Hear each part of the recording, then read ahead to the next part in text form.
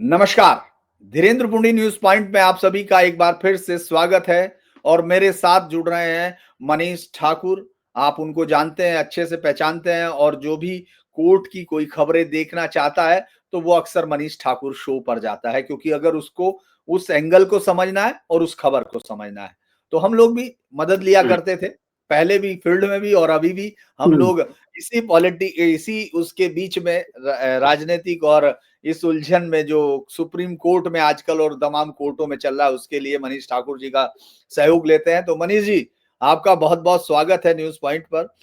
दरअसल बहुत धन्यवाद। ये ये जो एक नई कहानी आज शुरू हुई है। वैसे तो एसआईआर में जब अदालत में वो लोगों का पार नहीं बसाया, तो वहां संसद में वो शुरू हो गए, जनता उनको हरा ही चुकी थी। लेकिन आज जो इस सब के बीच में अचानक 120 सांसद पहुंचते हैं, ओम बिरला के पास पहुंच जाते हैं और वो एक हाई कोर्ट के मदुरै बेंच के जस्टिस स्वामीनाथन के खिलाफ महाभियोग देते हैं, उसका प्रस्ताव नोटिस देते हैं।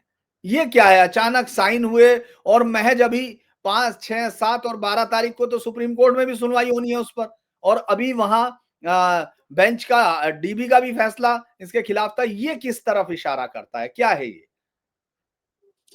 बहुत बहुत गंभीर मामला है धीरेन्द्र भाई। देखिए, ये चौंकाता है। मुझे लगता है कि इतनी बारीकी को देश की आम जनता समझ नहीं पाएगी, लेकिन उन्हें समझाना ज़रूरी है, इसीलिए मैंने अपने चैनल पर इसका बारीक विश्लेषण किया है। आपके पास इतनी क्षमता नहीं है। आज ही संजय जायसवाल हैं बिहार से, चंपारण से सांसद। उन्होंने कहा कि राहुल गांधी चुनाव से पहले बिहार घूम रहे थे और जब चुनाव आया तो विदेश घूमने चले गए। तो बिहार की जनता ने यह हालत कर दिया कि एक बोलेरो में उनके तमाम विधायक समा सकते हैं। अब बिहार में 243 एमएलए हैं। कांग्रेस के पास इतनी एमएलए हैं जो एक बोलेरो में आ जाए। एमपी की बात नहीं हो रही, एमएलए की बात हो रही है। ये दरअसल कांग्रेस की हैसियत बताने के लिए है। पार्टी का लगातार पतन हो रहा है, जनता से द्वारा खारिज हो रही है। बिहार में तो चलिए ये भी कंडीशन है, बंगाल में भी चुनाव आना है तो मतलब एक भी विधायक नहीं है बंगाल में। ममता बनर्जी घास देंगी नहीं तो फिर भी एक विधायक नहीं आएगा।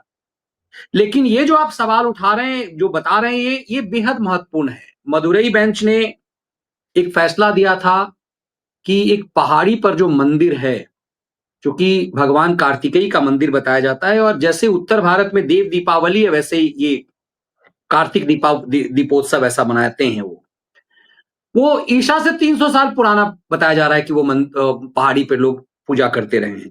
वहां पर एक दरगाह बना दिया गया। अब इस्लाम का कब आगमन हुआ सब कोई जानते हैं। उस दरगाह में लोग परेशान होंगे, इसीलिए दीपोत्सव नहीं होगा। हाईकोर्ट ने कहा नहीं, सुरक्षा बल 10 लोग जाकर के दीपोत्सव कर लेंगे।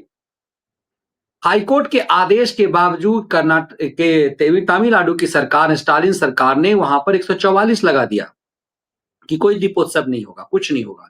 मतलब ये एक तरह से कंटेम्प्ट ऑफ कोर्ट है। अदालत ने कहा कि आप हल्के में ले रहे हैं हमें। डबल बेंच ने फिर कहा आप हमें हल्के में ले रहे हैं, हम कार्रवाई कर सकते हैं। अदालत को ठेंगा दिखाते हुए इनने उस आदेश का पालन नहीं किया। कमाल की बात देखिए, एक तो आप हाईकोर्ट के आदेश को नहीं मान रहे हैं, आप सुप्रीम कोर्ट चले गए, सुप्रीम कोर्ट में मैटर है, तब आप महाभियोग ला रहे हैं। आप अपनी हैसियत जानते हैं, शुरुआत मैंने वहीं से की, हैसियत जानते हैं कि इस महाभियोग में आप कुछ कर नहीं पाएंगे, आपकी औकात नहीं है महाभियोग सामने पटल पे लाने के लिए। अभी देखिए 2-2 महाभियोग का मामला था, कुछ नहीं हो पाया। डॉक्टर वो जस्टिस वर्मा वाला मामला था जिनके यहां करोड़ों रुपए मिले थे। जस्टिस यादव का साथ मिलाना चाह रहे थे, सरकार नहीं चाह रही थी, उसमें चले भी गए उपराष्ट्रपति उसी विवाद में। ये दिखाता है कि जुडिशियरी को डराने का काम कर रही है। ये बताता है कि ये जनता द्वारा खारिज ये हैं, तब ये इस कदर जुडिशियरी को डराते हैं। कल्पना किया जा सकता है जब मजबूत रही होगी कांग्रेस की सरकार, उस समय में जुडिशियरी के अंदर क्या भय होता होगा। अक्सर पब्लिक कहती है कि नरेंद्र मोदी की सरकार में तो लगातार सरकार के खिलाफ फैसले आते हैं, संसद द्वारा पास कानून पे सुप्रीम कोर्ट इस तरह से हंटर चलाती है। लेकिन इनका एक मामला हाई कोर्ट में है, ये मैटर सुप्रीम कोर्ट में भी इन्होंने कंप्लेन कर दिया, फिर भी पूरी Congress party, DMK, Samajwadi party, ये सब वहां पहुंच गए। किस लिए? सिर्फ मुस्लिम तुष्टीकरण के वोट के लिए। इस देश के हिंदुओं को समझना पड़ेगा कि जस्टिस स्वामीनाथन ने अपराध क्या कर दिया है। वो करप्शन में फंस गए हैं क्या? उन्होंने कोई वेश्यावृत्ति का काम किया है क्या? क्या जुडिशियरी की साख गिराई है क्या? एक आदेश उन्होंने दिया, चूंकि एक आदेश पहली बार हिंदुओं के पक्ष में, आमतौर पे अदालतों से हिंदुओं के चाहे वो सबरीमाला मंदिर हो, आप जानते होंगे, या फिर पहले जो दही हांडी वाला मामला है, हर मामले में अदालत का हस्तक्षेप होता था हिंदुओं के भावनाओं के खिलाफ। जब इस तरह के मामले आए तो ये महाभियोग उस जज की, ये पूरी तरह से स्वामीनाथन के माध्यम से, ये जानते कुछ नहीं होना है, स्वामीनाथन के माध्यम से जुडिशियरी के अंदर एक खौफ पैदा करना चाहते हैं कि हम तुम्हारा चरित्र हनन कर देंगे यदि इधर उधर किया तो। बस इससे ज्यादा कुछ है नहीं। ये दरअसल कांग्रेस जिसका वहां बहुत कुछ है नहीं, बहुत कुछ नहीं। डीएमके चूंकि स्टालिन के लिए वहां स्टालिन का बेटा उदयनिधि पूरे हिंदू धर्म को गालियां देता है, तमाम चीजें करता है।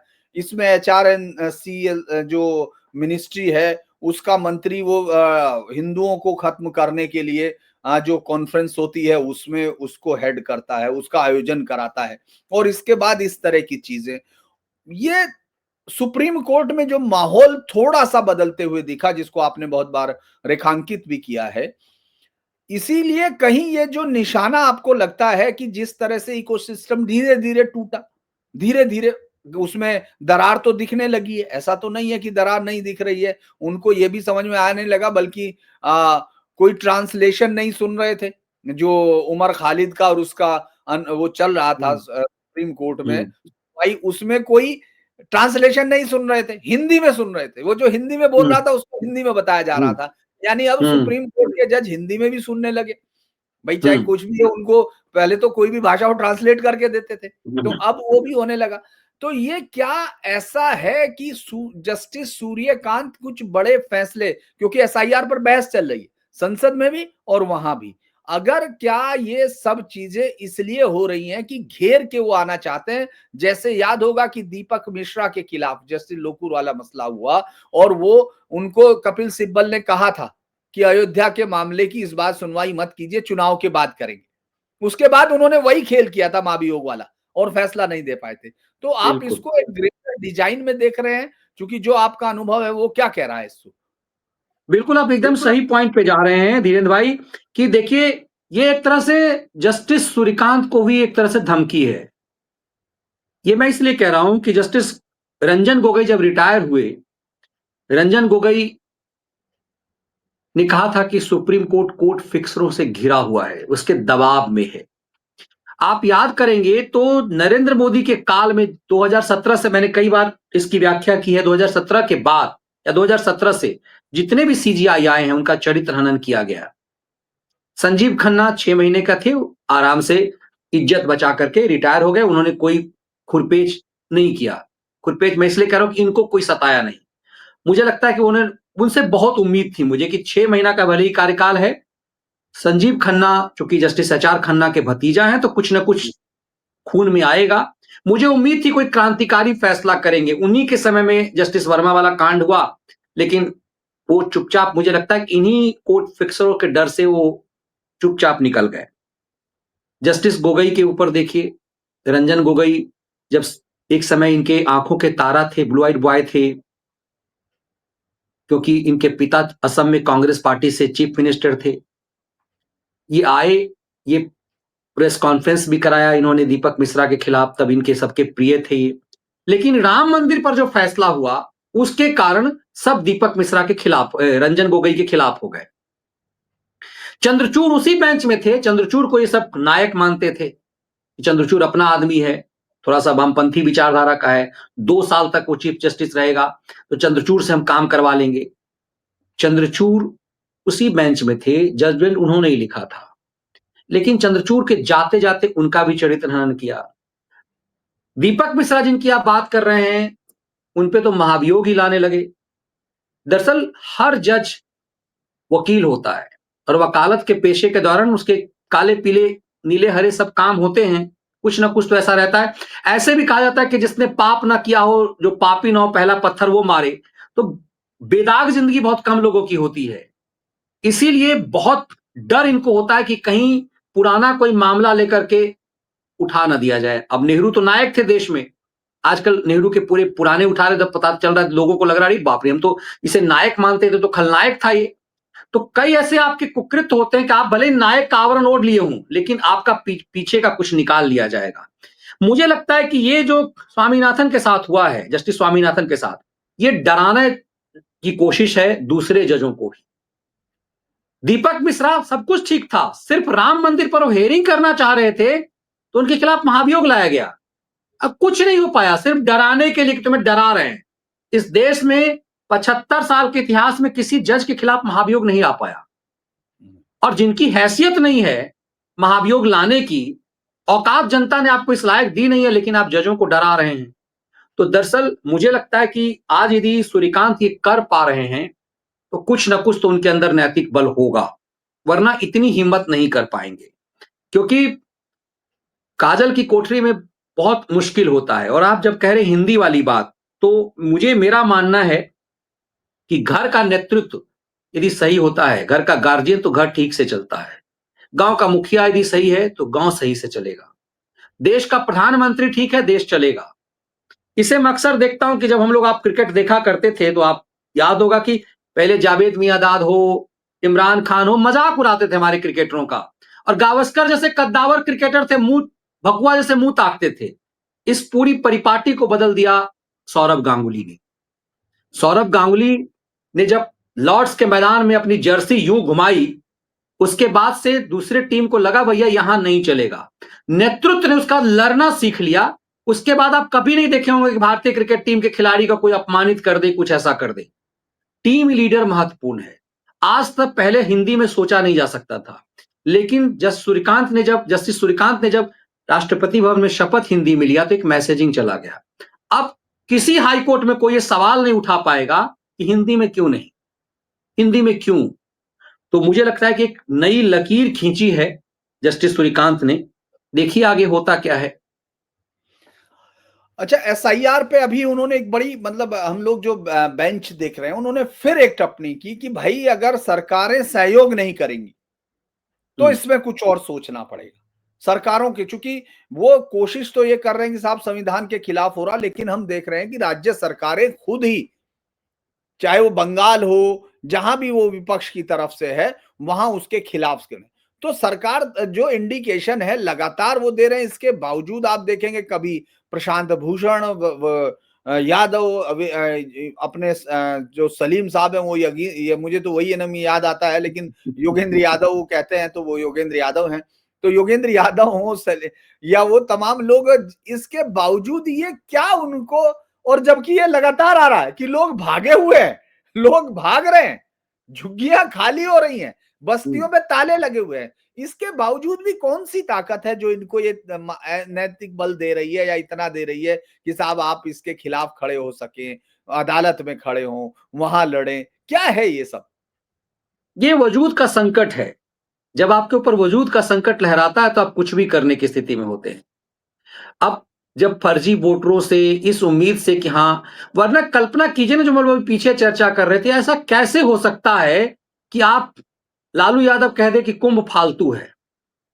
मतलब जो छठ पूजा जैसी पूजा जिसकी पत्नी करती हो, अथाह आस्था का पर्व है छठ। जो लालू यादव सनातन के लिए, मतलब चूंकि होली दीपावली सब इस ढंग से मनाते हो, कह रहा है छठ फालतू है। इन सबको लगता है कि इस तरह की बातें करने से एक समुदाय जो है वो खुश होता है, राम को गाली देने से, अयोध्या को गाली देने से। वरना सोचिए कि कल ही तो अखिलेश यादव अमिताभ बच्चन की बीबी के साथ गए थे, अपनी पत्नी को लेकर के पूरा ढक करके, जिसके लिए एक 1.5 फुटिया मौलाना ने कहा था कि नंगी घूम रही है अखिलेश यादव की बीबी। अब ये बात को यदि सामान्य आदमी कह देता कि अखिलेश की बीबी नंगी घूम रही है मस्जिद में, तो सोचिए कि काट दिया जाता उत्तर प्रदेश में उसको। लेकिन चुप्पी साध ली गई। इतनी ऐसी बात आज क्या था, उसकी परिणति है वही कि ढक करके अखिलेश की पत्नी पहुंचती है एक मजार पर। आप एक मजार पर जाते हैं ढक करके, है ना, लेकिन आप ये मैसेजिंग देते हैं कि आप हिंदू हैं, आप सिंदूर नहीं करती हैं, आप चूड़ी नहीं पहनती हैं, आपका कोई कोई श्रृंगार से मतलब आप सनातनी हिंदू नहीं है, लेकिन मजार में जाकर के आप साबित करते हैं कि आप इस्लामिक परंपरा मानते हैं। ये मैसेजिंग है जो हम लोग अक्सर कहते हैं ना कि आप आए हैं यूट्यूब पे, पत्रकारिता में आपका नेम फेम रहा, यूट्यूब पे भी आए, संघर्ष करना पड़ रहा है आपको। आप यही काम यदि एंटी मोदी करना शुरू कर दिए इसी यूट्यूब पे, देखिए आपके व्यूअर्स किस कदर आ जाएंगे तुरंत। आपने देखा होगा, मैंने कहा ना, मैंने एक एंकर को एक बड़े चैनल पे तो नहीं है, लेकिन आज के डेट में एंटी मोदी एजेंडा चलाने वाली एक एंकर है, मेरे साथ काम कर, मैंने उससे पूछा, कहा कि तुम यदि परेशान हो तो छोड़ दो नौकरी और मोदी को गाली देना शुरू कर दो, पूरा हिंदुओं को गाली देना शुरू करो, व्यूअरशिप जबरदस्त आएगा। और ये सब यही काम कर रहे हैं। मैं इसको वो पहले व्यूज, पहले वोट बैंक थे, अब व्यूज बैंक बन गए हैं। आप देखिए कि आप कई संपादक को जानते होंगे, आप वो इतने गंदे नहीं है जितना गंदा यूट्यूब पर वो खेल खेल रहे हैं। जिन के प्रति मैं इशारा कर रहा हूं, आप समझ रहे हैं, व्यूअर्स भी समझ रहे हैं, ये इतने गंदे भी नहीं है। वो घर में सत्यनारायण, देखिए ना, कन्हैया कुमार ने गृह प्रवेश किया, सत्यनारायण भगवान का पूजा किया, गृह प्रवेश किया, लेकिन क्या करता है वो आशुतोष चले गए अयोध्या, फोटो खिंचवा लिया राम मंदिर के सामने में। ये सब घर में सब कुछ करते हैं, बेटी का जन्मदिन, पूरा सत्यनारायण भगवान का सब, लेकिन बाहर एक समुदाय को खुश करने के लिए कि वो एंटी हिंदू है। अब लालू यादव को देखिए ना, उस कहां तिरुपति कहां कहां जाकर के घूम करके आए, लेकिन कह रहा कुंभ फालतू है। बयान था ना लालू का, उसका बेटा कहता कि हम राम को नहीं मानते, कृष्ण को मानते। अरे कृष्ण को मानते हो तो आज तक अखिलेश यादव क्यों नहीं मथुरा गए? यदुवंशी कहते हो, इसका मतलब क्या है? ये कह रहे हैं कि हिम्मत कहां से आता है? हिम्मत इससे आता है, इनको लगता है ये वोट बैंक है, ये थोक में गिरता है, तो इनको मूर्ख बनाया जा सकता है। आप देखिए कि ये जितने सनसनीबाज टाइप के लोग जो पत्रकारिता के सनसनीबाज रहे हैं, ये सब नया नया यूट्यूबर बन गए। इनको लात मार मार के भगाया गया। आप जानते होंगे कि कैसे भगाया गया चैनलों से इन सबको। ये लिखा करता था संपादक को, अब फेसबुक पर चापलूसी करते थे, जब जाके नौकरी मिली, खालिहर थे, लेकिन एकाएक मोदी को गाली, हिंदू को गाली। अभी वंदे मातरम के खिलाफ, अब सोचिए आप वंदे मातरम के खिलाफ कैसे कह रहे, गरे मुर्गे क्यों खा रहे हो? क्योंकि इन सबको लग रहा है कि वंदे मातरम को यदि गाली देंगे, खुल करके गाली तो वंदे मातरम को दे नहीं सकते, इन्हें लग रहा है कि वंदे मातरम के खिलाफ, इस अभियान के खिलाफ बोलेंगे तो मुसलमान खुश होगा। उनके लिए वोट बैंक है, इनके लिए व्यूज बैंक है। तो व्यूज बैंक थोक में मिलता है, सरकार को गाली दे रहा है, इसका मतलब पत्रकार सही है। ये वही लोग थे जो सरकार के उसमें बैठे हुए थे। मैं इसलिए इसको घुमा के यहां ला रहा हूं कि ये दरअसल इनको ताकत, आप कह रहे हैं ताकत कहां से मिलती है? ताकत यहां से मिलती है, इन्हें लगता है कि अरे ये वोट बैंक, यदि इनका पता चल जाएगा कि बांग्लादेशी हैं, रोहिंग्या हैं, इनका वोटर लिस्ट से नाम कट जाएगा, तो वोट कहां से होगा? क्योंकि लाखों संख्या, मैं जानता हूं, जिस बिहार के सीमांचल में आप बिहार गए होंगे, सीमांचल जाना हुआ था आपका? हाँ, मैं बस एक बार गया, वहां से होता हुआ कटिहार से, फिर उधर होके फिर चला है पूरे। हाँ, बुधवार को वहां पर, शुक्रवार को छुट्टी होती है सरकारी स्कूल में, बिहार सरकार के स्कूल में शुक्रवार को छुट्टी होती है, सोचिए। और मतलब बिना सरकारी आदेश के, क्योंकि मुस्लिम बहुल इलाका है, स्कूल बिहार सरकार का है, उर्दू स्कूल नहीं है, मैक्सिमम टीचर मुस्लिम है, पढ़ने वाले मुस्लिम है, शुक्रवार को छुट्टी होती है वहां। ये पूरे डेमोग्राफी बदल गई है। अब वो बांग्लादेशी आधिकारिक रूप से डॉक्यूमेंट्स के आधार पर भारतीय हो चुके हुए हैं, आप उनको नहीं हटा सकते। बस इतना ही कर सकते हैं कि आने वाले समय में अब कोई बांग्लादेशी इस देश का नागरिक ना बन जाए, सरकार यही प्रयास कर रही है। अब बड़े पैमाने पर जिनने आधार कार्ड तो ले लिया है, वोटर आई कार्ड में उनकी एंट्री नहीं हो पा रही है, अभी एंट्री करना चाह रहे हैं, इन सबको लग रहा है कि ये चीजें यदि रुक गई तो वोट बैंक ध्वस्त हो जाएगा। इन्हें इस बात की कोई चिंता, जैसे ममता बनर्जी को देखा ना, उन्हें पता है कि 3 से 5% हिंदू वोट चाहिए ममता को, और ज्यादा चाहिए भी नहीं, क्योंकि 33% थोक वोट है, वो वोट थोक गिरता है, इसीलिए ताकत आती है इनको।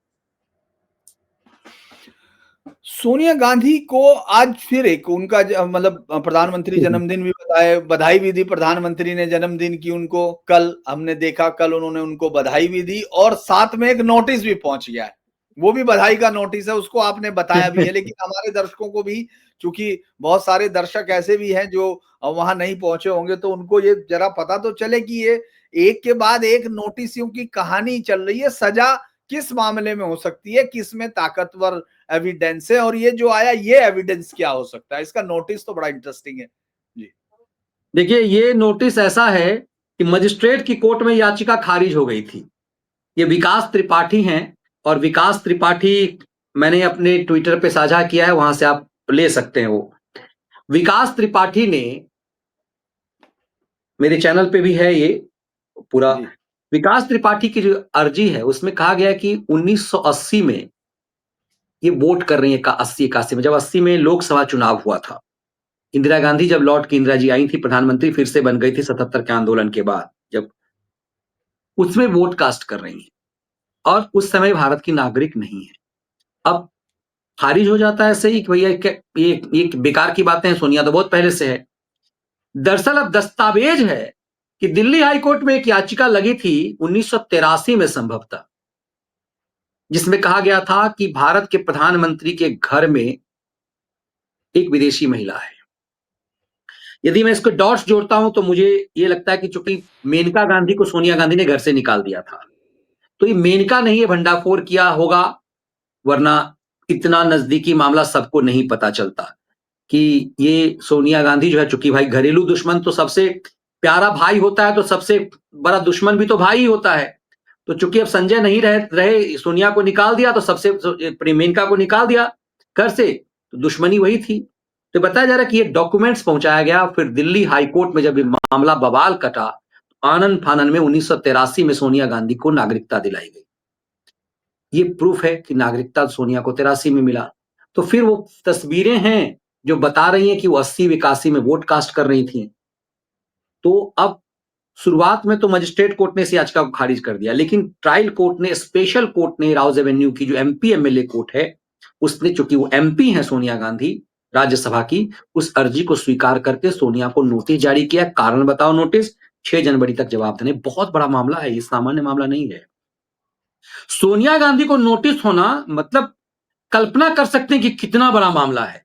और मुझे लगता है कि नेशनल हेराल्ड से बड़ा गंभीर मामला है। मेरे वाल पे, मेरे चैनल पे भी कई व्यूअर्स कई बार कहते हैं, मनीष जी आप इतने दिन से कह रहे हैं नोटिस नोटिस नोटिस से क्या होता है, सजा कब होगी। मेरा व्यक्तिगत मानना है कि ऐसे लोगों को सजा से कुछ नहीं होता। किसी सोनिया गांधी को सजा हो जाने से क्या हो जाएगा धीरेन्द्र भाई? लालू यादव को तो 5 मामले में सजा याफ्ता अपराधी है, छुट्टा घूम रहा है, मौज ले रहा है, एकदम खा के डकार मार करके मौज ले रहा है। तो उस सजा याफ्ता अपराधी, कई लोगों को लगेगा आप लालू के लिए ऐसी भाषा कैसे बोल रहे हैं? अरे लालू सजा याफ्ता अपराधी है, उसके लिए ऐसी भाषा बोली जाएगी। सोनिया गांधी को यदि सजा हो भी गई, जेल चली जाएगी, क्या हो जाएगा? विक्टिम कार्ड होगा, अरे बाप रे सोनिया गांधी ने त्याग किया, त्याग की। अब ये सब त्याग की देवी बनी हुई है। दरअसल इन सब का पूरा खाल उघेरा जा रहा है कि देश की जनता जान ले कि जिसको आप त्याग की देवी मान रहे थे 2004 में, कि प्रधानमंत्री का कुर्सी त्याग दिया, उनका भारत के प्रति आस्था कितना था कि उसने नागरिकता ही नहीं ली। बेटे पे आरोप है कि वो ब्रिटिश नागरिक है, डॉक्यूमेंट्स हैं, इलाहाबाद हाई कोर्ट में चल रहा है, दिल्ली हाई कोर्ट में चल रहा है, अब तो खास रायबरेली कोर्ट में आ गया मैटर।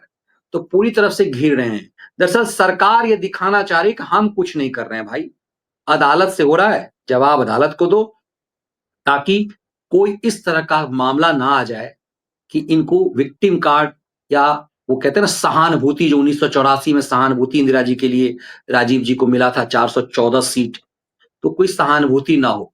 ये मैटर मुझे लग रहा है कि आज की जो नोटिस आया है ना कोर्ट का, वो कांग्रेस की चूल्हे हिला देने वाला है। जवाब तो देना पड़ेगा कम से कम, अब सजा हो या ना हो। लेकिन कितना गंभीर मामला सोचिए कि देश के प्रधानमंत्री की बहू थी सोनिया, 15-16 साल से प्रधानमंत्री निवास में भारत की प्रधानमंत्री की बहू के रूप में रह रही थी, लेकिन नागरिकता नहीं लिया था। और वो कह रही कि हम त्याग की देवी, हम प्रधानमंत्री की कुर्सी त्याग दिए। तो धीरे धीरे चीजें खुल रही है, सब कुछ पब्लिक के सामने आ रहा है अब। चलिए अब हम लोग इस बातचीत को यहीं खत्म करेंगे, क्योंकि आपसे फिर कभी बातचीत होती रहेगी लगातार अलग अलग विषयों पर, क्योंकि हमें जब भी अदालत में समझना होगा तो हमको मनीष से बेहतर कौन मिलेगा। तो आज आप जुड़े मनीष बाबू, उसके लिए बहुत बहुत धन्यवाद। और तमाम दर्शकों से अनुरोध है, जो लोग भी मनीष ठाकुर शो पर अभी तक नहीं पहुंचे हैं वो पहुंचे, उसको देखें, लाइक करें, सब्सक्राइब करें, और हम लोगों को भी लाइक करें, सब्सक्राइब करें और शेयर करें। तो इस वक्त हमें इस समय सहयोग की भी जरूरत है, तो आप लोग इस चैनल को लाइक सब्सक्राइब करें। तो आज के लिए इतना ही, फिर मुलाकात होगी। धन्यवाद। धन्यवाद आपका मनीष भाई। बहुत धन्यवाद।